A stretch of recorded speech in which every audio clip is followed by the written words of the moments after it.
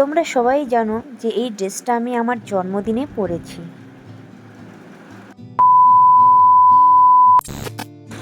High বন্ধুরা, নমস্কার সবাইকে। তোমরা সবাই কেমন আছো? আশা করছি সবাই খুব ভালো আছো, সুস্থ আছো। তো আমিও খুব ভালো আছি। তো সবার প্রথমে সীমাস ব্লগের আর একটা নতুন ভিডিওতে সবাইকে অনেক অনেক স্বাগত, অনেক অনেক ভালোবাসা জানাচ্ছি। তো বন্ধুরা, ভিডিওটা কেউ স্কিপ করো না, শেষ পর্যন্ত দেখার জন্য অনুরোধ করছি। তো আমাকে অনেকেই জিজ্ঞাসা করেছে যে এই ড্রেসটাকে আমি কোনো দোকান থেকে কিনেছি না কোনো অনলাইন শপিং করেছি। তো বন্ধুরা, সেরকম কিছুই না, আমি নিজের হাতেই ড্রেসটা বানিয়েছি। তো সেটাই তোমাদের সাথে শেয়ার করার ছিল যে কিভাবে কি পরিস্থিতিতে আমি ড্রেসটা বানিয়েছি। তো আমার ভিডিওটা দিতে অনেকটাই দেরি হয়ে গেল। কি করব বলো তো, সময় মতো এডিটিং করতেই পারি না, এত ব্যস্তর মধ্যে থাকি। আর এখন আমার ছেলে খুবই দুষ্টুমি করে, ওকে নিয়ে সারাদিন থাকতে হয়। এখন বড় হয়ে গেছে, কারো কাছে না থাকতে চায় না। আগে ছোট যখন ছিল তখন খুব সুবিধে ছিল, সবার কাছেই থাকতো, কিন্তু এখনও দুষ্টুমিও বেড়ে গেছে।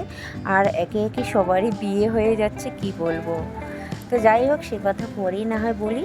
তো আমি যে ড্রেসটা বানিয়েছি অনেক কষ্ট করে, তো আমার জন্মদিন হয়েছে তার আমি দুদিন আগে কাজটা শুরু করেছি। মানে কতটা চাপের মধ্যে বলো তো।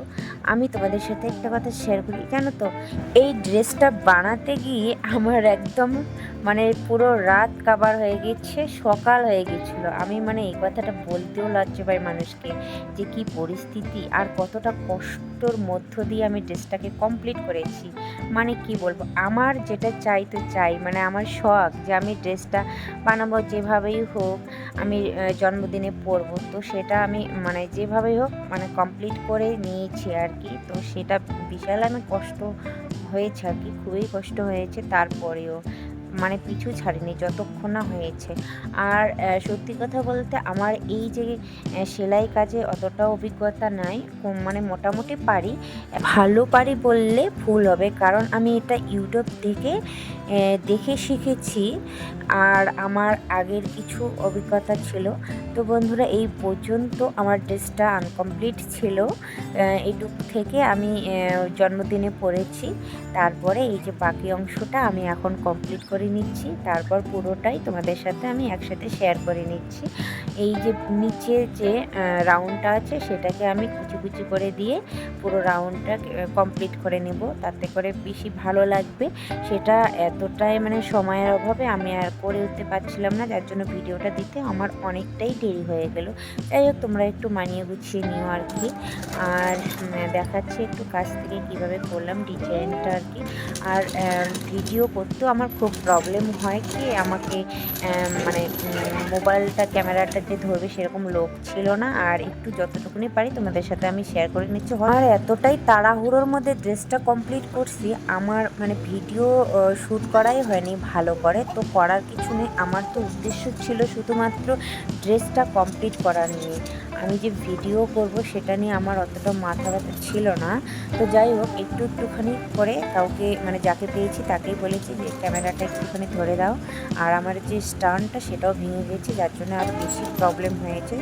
না হলে আমি A to Z মানে শেয়ার করতাম। তার মধ্য দিয়েই যতটুকুনি পেরেছি ভিডিওটা শ্যুট করে নিয়েছি। এমনিতেই মানে ধরার মতো ক্যামেরাম্যান নাই কেউ, তারপরেও যাকে পেরেছি তাকেও আর কি, যে একটু আসছিল পাশেই, তাকে বলেছি একটু ক্যামেরাটা ধরে দাও না।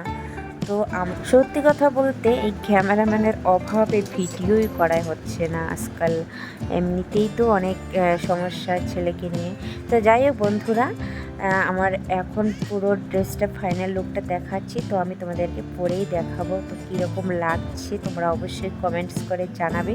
আর ভিডিওটা ভালো লাগলে অবশ্যই কিন্তু একটা লাইক কমেন্টস করে জানাবে। আর নতুন বন্ধু যদি হয়ে থাকো অবশ্যই কিন্তু আমার চ্যানেলটিকে সাবস্ক্রাইব করে দিয়ে পাশে থেকো।